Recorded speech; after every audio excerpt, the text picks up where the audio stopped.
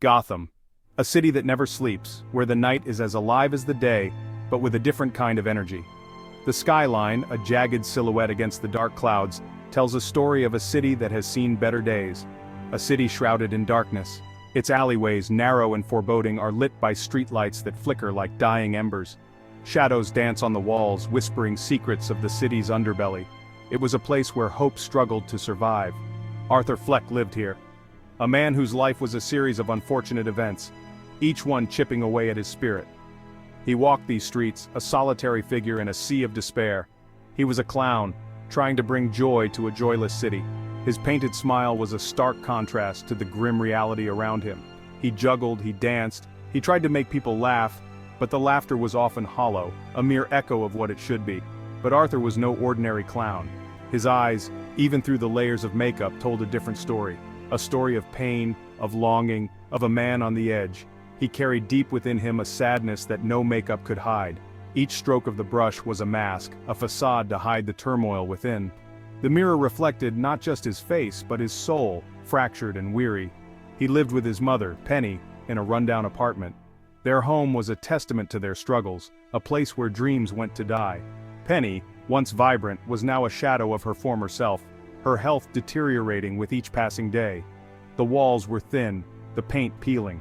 Every crack, every flake of paint was a reminder of their broken lives. The apartment was more than just a place to live, it was a prison, holding them captive in their misery. The air was thick with despair, it clung to them, suffocating any glimmer of hope. Arthur would sit for hours, lost in thought, the weight of his existence pressing down on him. Arthur's world was a symphony of sorrow. Each note he played on the piano was a cry for help, a plea for understanding. The rain, cold and relentless, mirrored his inner turmoil, washing away any pretense of happiness. The weight of the world pressed down on him. Every step he took was a struggle, every breath a reminder of his insignificance. He carried his burdens like a cross, each one heavier than the last. He felt invisible, a ghost drifting through the city's underbelly. People passed by him without a second glance, their eyes glazed over with indifference. On the subway, he was just another face in the crowd, lost in the sea of anonymity. He longed for connection, for someone to see the pain behind his painted smile. But every attempt was met with rejection, every plea for understanding fell on deaf ears. The cracked mirror was a metaphor for his fractured soul, each shard reflecting a different aspect of his torment. But Gotham was a city that devoured its own. Crime and chaos were the order of the day, and the people, distraught and anxious, were mere pawns in a game they could never win. The city was a beast, feeding on the misery of its inhabitants.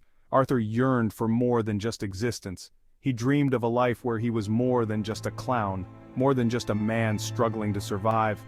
He poured his heart into his notebook, each word a testament to his dreams and desires. He dreamed of being a stand-up comedian, of making people laugh, of finding a glimmer of light in the darkness.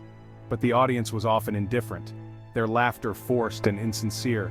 In front of the mirror, he practiced his jokes, each one a desperate attempt to find his place in the world. But his dreams were constantly met with the harsh realities of Gotham. Hecklers on stage, insults on the street, each one a dagger to his already fragile heart. The city seemed determined to break him, to crush any hope he had left. Every day was a struggle against the current, a fight just to stay afloat. The wind, strong and unyielding, was a metaphor for the forces working against him. But Arthur, despite everything, kept moving forward, driven by a flicker of hope that refused to die. He clung to his sanity, a fragile thread threatening to snap at any moment. The weight of his thoughts, the constant barrage of negativity, was almost too much to bear. But he held on, driven by a need to find meaning in his suffering. Little did he know, his journey would be one of pain, betrayal, and ultimately, transformation. The rain, cold and relentless, was a harbinger of the storm to come. Arthur, lost and heartbroken, was on the brink of a metamorphosis that would change Gotham forever. He would become an agent of chaos, a symbol of a city on the brink. His transformation, from a man broken by the world to a force that would break the world, was a testament to the power of despair. Gotham, in its darkness, had created its own monster. Arthur wasn't like other people. He was different, not by choice, but by the cruel hand of fate. His life was a series of unfortunate events, each one more isolating than the last. He suffered from a neurological disorder, a condition that was as misunderstood as it was debilitating. It wasn't just a medical term, it was a life sentence. This disorder made him laugh at the worst possible moments. Funerals, serious conversations, moments of silence, all were punctuated by his uncontrollable laughter. His laughter was a cruel joke, a physical manifestation of his inner turmoil. It was as if his body betrayed him, turning his pain into a spectacle for others to mock. It made him an outcast, a target for ridicule and scorn. People didn't understand. They saw his laughter as a sign of disrespect, of madness. He relied on social services for his medication. These pills were his only hope, a fragile barrier between him and the abyss. It was a lifeline in a sea of indifference. Each pill was a small beacon of hope, a promise that maybe, just maybe, he could find some semblance of normalcy. He carried a small yellow card detailing his condition.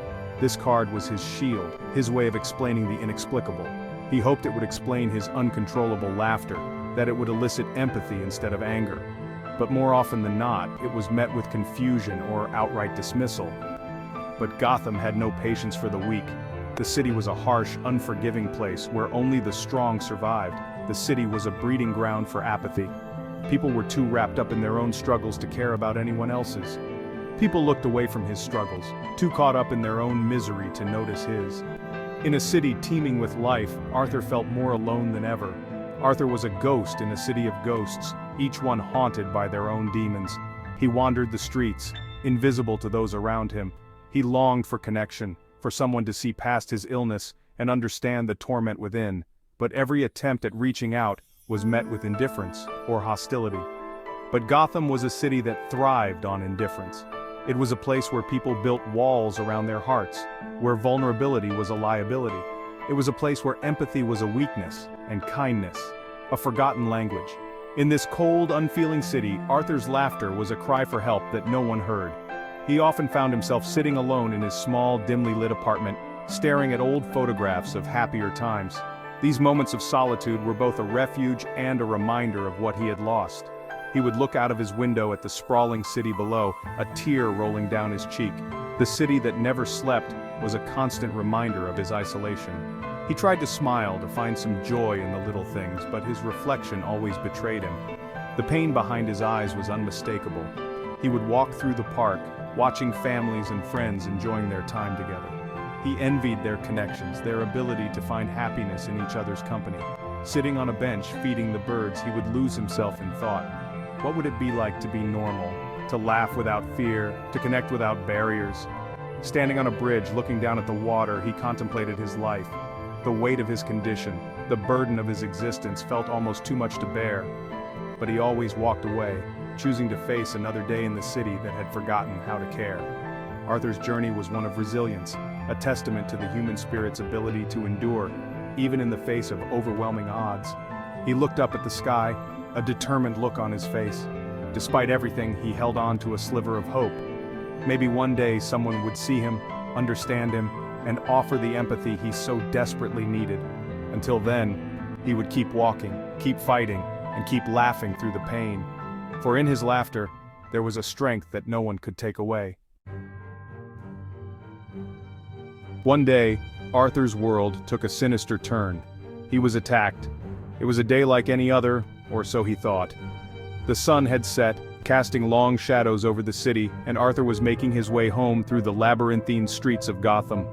The air was thick with the scent of rain and decay, a fitting backdrop for the events that were about to unfold. A group of young thugs, their faces full of malice, descended upon him. They emerged from the darkness like specters, their eyes glinting with a predatory gleam. Arthur barely had time to react before they were upon him, their fists and feet a blur of violence. The pain was immediate and overwhelming, a brutal reminder of the city's unforgiving nature. They beat him, their laughter echoing in the night, another cruel reminder of his own affliction. Each blow was accompanied by a jeering laugh, a sound that would haunt Arthur long after the physical wounds had healed. It was as if they took pleasure in his suffering, reveling in the power they held over him in that moment. They stole his livelihood, his sign, leaving him broken and defeated. The sign, a simple piece of cardboard that represented his meager income, was torn from his grasp and discarded like trash.